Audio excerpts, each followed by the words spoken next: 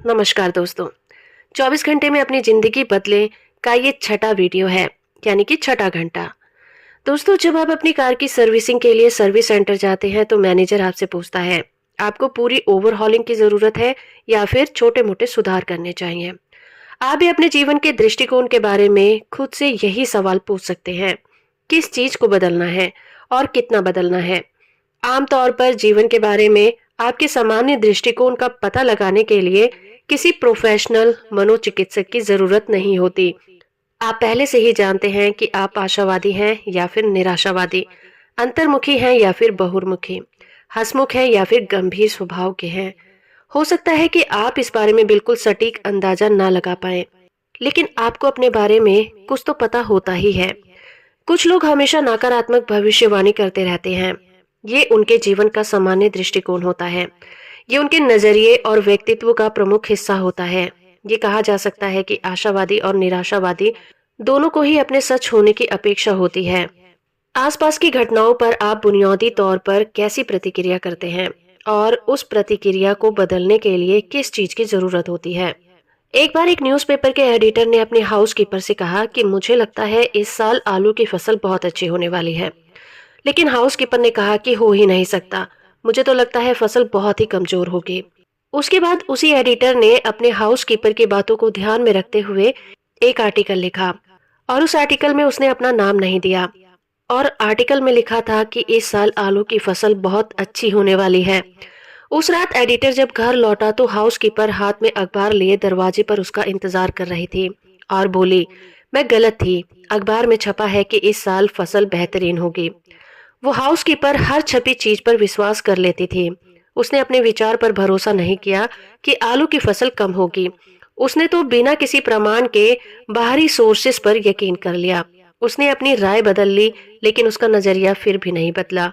तो आइए पता लगाते हैं कि हमारे नजरिए का सोर्स होता क्या है। हम चाहते हैं कि इस घंटे में आप अपने नजरिए की जांच पड़ताल कर लें। पता करें कि आप लोगों, वस्तुओं, संस्थाओं, घटनाओं या फिर मुद्दों पर किस तरह से रिएक्शन देते हैं। अगर आप पाएं कि आप नेगेटिव रिएक्शन करते हैं तो ये आपकी स्थायी आदत है। तो आपको जीवन का एक ऐसा क्षेत्र मिल गया है जिसे बदलना सार्थक होगा। सौभाग्य से नजरिया आपकी त्वचा या आंखों के रंग की तरह स्थायी नहीं होता। इसे कभी भी बदला जा सकता है। नजरिया एक इरादतन आभास होता है जो हमारी चेतना और जागरूकता का हिस्सा होता है। इसी वजह से हम इस पर कंट्रोल कर सकते हैं और इसे कभी भी बदल सकते हैं। हम नजरियों के सोर्स की जांच से शुरुआत करते हैं। ये 3 जगहों से आता है, हमारी संस्कृति, परिवार और हमारे व्यक्तिगत अनुभव। हम जिस भी सांस्कृतिक परिवेश में बड़े होते हैं, अक्सर उसका दृष्टिकोण भी हम अपना लेते हैं।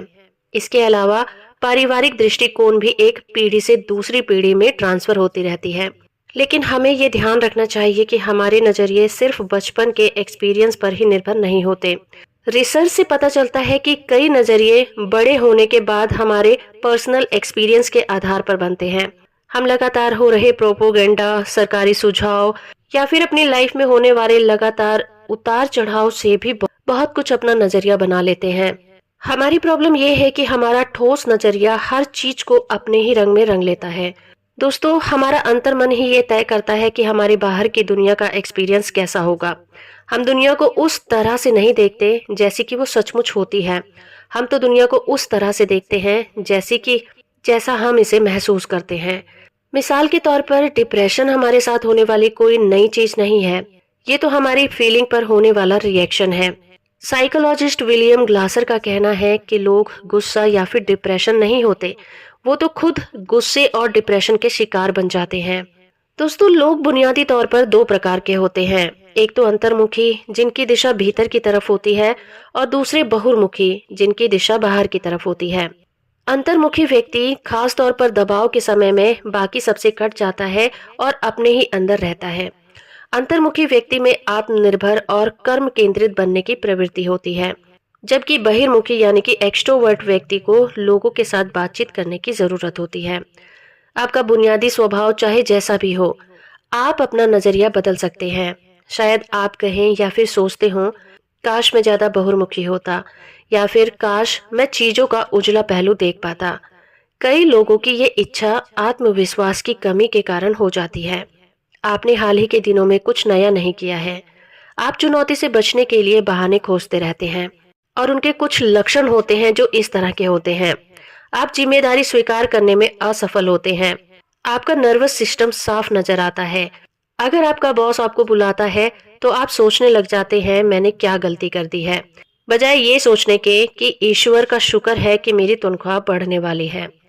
चेंजेस का प्रोसेस तब शुरू होता है जब आप भविष्य में विश्वास करने का चुनाव करते हैं। दोस्तों, कॉन्फिडेंस कॉन्फिडेंस को अगर हम कौन का मतलब समझें तो उसका मतलब है साथ, और डिफेल का मतलब होता है विश्वास। यानी कि कॉन्फिडेंस शब्द का वास्तविक मतलब होता है विश्वास के साथ जीना। नोआ ने जब अपनी नाव बनाई तो इसके लिए उन्होंने ब्लैक एंड डेकर कंपनी की बिजली की आरी का इस्तेमाल नहीं किया। इसके लिए उन्होंने स्थानीय प्रशासन से कोई परमिट नहीं लिया। वो सिर्फ नाव बनाकर ही संतुष्ट नहीं हुए, उन्होंने इसमें बाज और हाथी, गिलहरी, बिच्छू भी भर लिए और बाढ़ आने पर 40 दिन के वेकेशन पर चले गए। और यही आशावाद है। आत्मविश्वास, आशावाद और सकारात्मक रिजल्ट का संकल्प कर्म को प्रबल और प्रधान बना देता है। टेक्सास में दो लोगों की कहानी मशहूर है। वो दोनों इस बारे में डींगे हाँक रहे थे कि भालुओं का सबसे अच्छा शिकारी कौन है। एक ने कहा, मैं सिर्फ अपने चाकू से भालू का शिकार कर सकता हूँ, और दूसरे ने कहा कि मुझे तो उसकी जरूरत भी नहीं है, मैं तो सिर्फ अपने हाथों से उसका शिकार कर सकता हूँ। सबसे बहादुर कौन है, ये तय करने के लिए वो अलास्का जाकर दूर दराज के कैबिन में ठहरे। दूसरा आदमी जिसने हाथों से भालू का शिकार करने की डींग हाँकी थी, कैबिन से बाहर निकला। वो 200 गज दूर ही पहुंचा था कि अचानक एक विशालकाय भालू उसके सामने आ पहुंचा, जो अपने पिछले पैरों पर खड़ा था। शिकारी मुड़कर भागने लगा। भालू ठीक उसके पीछे था। शिकारी ने कैबिन का दरवाजा खोला और दीवार से टिककर खड़ा हो गया। फिर उसने चाकू वाले शिकारी दोस्त से कहा, तुम इस भालू की खाल उतारो, मैं दूसरे की तलाश में जाता हूँ। जिस शिकारी ने सिर्फ अपने हाथों का इस्तेमाल करने की डींग मारी थी, वो आशावादी तो था लेकिन यथार्थवादी नहीं था। चाकू वाला आदमी ही ये कहानी सुनाने के लिए जिंदा रह पाया। जैसा कि ब्रिटिश प्रधानमंत्री हैरोल्ड विल्सन ने कहा था, मैं आशावादी हूँ, लेकिन मैं एक ऐसा आशावादी हूँ जो हमेशा रेनकोट साथ रखता है। डर के बजाय आशा का चुनाव करने का सचेतन निर्णय पहले तो चरित्र से परे नजर आ सकता है, लेकिन ये कोशिश बहुत फायदेमंद होती है। ये फैसला इस जागरूकता से शुरू होता है कि आपके पास ऑप्शन मौजूद है। अगर आप इस बारे में जागरूक नहीं हैं कि क्या हो रहा है, तो आप नेगेटिव सोच के जाल में इस कदर फंस सकते हैं कि आपका पूरा जीवन प्रभावित हो जाता है। फ्रांसीसी लेखक रॉबर्ट मेलेट ने कहा था, कई निराशावादी उन चीजों की इच्छा करते हैं जिनसे वे डरते हैं, सिर्फ खुद को ही साबित करने के लिए वो सही हैं। एक महिला ने कहा था, मुझे तलहटी देखने के लिए भी ऊपर देखना पड़ता है। फिर उसे एहसास हुआ, यह ठीक है, मुझे शिखर देखने के लिए भी ऊपर देखना होता है। याद रखें, नोआ की नाव में सिर्फ एक खिड़की थी, वो ऊपर की तरफ थी। समस्या की ओर देखना आम प्रवृत्ति होती है, लेकिन हमें समाधान के लिए भी तैयार रहना चाहिए। ईसा मसीह का एक अद्भुत प्रसंग है। उन्होंने भीड़ के बजाय पेड़ पर जैकियस नामक व्यक्ति को देख लिया। उन्होंने उसे बुलाकर कहा कि वो अपने घर जाए। ऐसा उसके ऊंचाई पर होने के कारण नहीं, बल्कि उसके नजरिए के कारण हुआ। एक होता है कृतज्ञता का नजरिया। व्यक्तिगत परिवर्तन और कायाकल्प का प्रोसेस एक ऐसा हिस्सा है जहां हम लगातार परिणाम देख सकते हैं। ये दूसरों के अच्छे कामों के बारे में अभिव्यक्ति होती है। उसे कृतज्ञता का नजरिया कहा जाता है। अमेरिका के लोग 13 दिसंबर 1621 से थैंक्स गिविंग डे मनाते आ रहे हैं, जब वहां के गवर्नर विलियम्स ब्रैडफोर्ड ने अच्छी फसल के लिए ग्रेटिट्यूड के रूप में 3 जश्न का ऐलान किया था। चारों ओर फैली समस्याओं के बावजूद भी उन्होंने ये कहा कि हमारे जीवन में बहुत कुछ है जिसके लिए हमें ग्रेटिट्यूड फील करना चाहिए।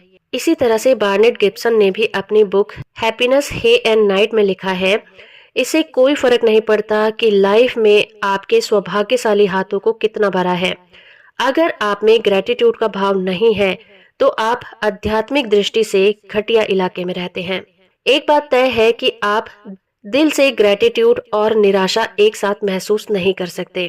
जब आपके अंदर ग्रेटिट्यूड नहीं होता तो आप बहुत लो फील कर रहे होते हैं, लेकिन जब आपका दिल ग्रेटिट्यूड से भरा होता है तो आप पॉजिटिविटी के शिखर पर होते हैं। बाइबल भी कहती है कि हर चीज के लिए धन्यवाद दो। आपके जीवन में बदलाव की कुंजी आपके एहसास है। अगर आप इस वक्त अपने घटिया नजरिए में फंसे रहने में मजबूर नहीं हैं और लाखों नेगेटिव विचारों को आप बदलना चाहते हैं, तो आप अपना नजरिया बदलने में कामयाब हो जाएंगे। दोस्तों, इंसान से हर चीज छीनी जा सकती है सिवाय एक चीज के, उसकी इंसानियत। किसी भी कंडीशन में अपने नजरिए और अपना रास्ता चुनने की फ्रीडम आपके पास है। अगर आपके मन में ये सवाल है कि मैं कहाँ से शुरू करूं, तो दोस्तों आज ही से अपने आसपास के सभी लोगों की प्रशंसा करना शुरू कर दें। जब भी आप रेस्टोरेंट में जाएं तो वेटर को थैंक यू कहें। आप जिस भी व्यक्ति से मिलें जो आपके जीवन को आसान बनाते हों, उन्हें थैंक यू कहें। जब आपसे कोई पूछे आपके हिसाब से क्या होना चाहिए, तो अपने रिएक्शन का मूल्यांकन किए बिना पॉजिटिव शब्दों में उसका जवाब दें। जब आप आशावाद को अपनी जीवन शैली बनाने का फैसला बना लेते हैं, तो आप एक नए इंसान बन जाते हैं और आपके जीवन में नए नए बदलाव होने शुरू हो जाते हैं और वो बदलाव आपके अनुसार होते हैं। जैसा आप बनना चाहते हैं, आप अपने नजरिए को बदलकर वैसा ही बन जाते हैं। आपको ये वीडियो कैसी लगी हमें कमेंट करके जरूर बताइए। इसी तरह की वीडियो को देखने के लिए चैनल को सब्सक्राइब और वीडियो को लाइक करना बिल्कुल मत भूलिएगा। धन्यवाद।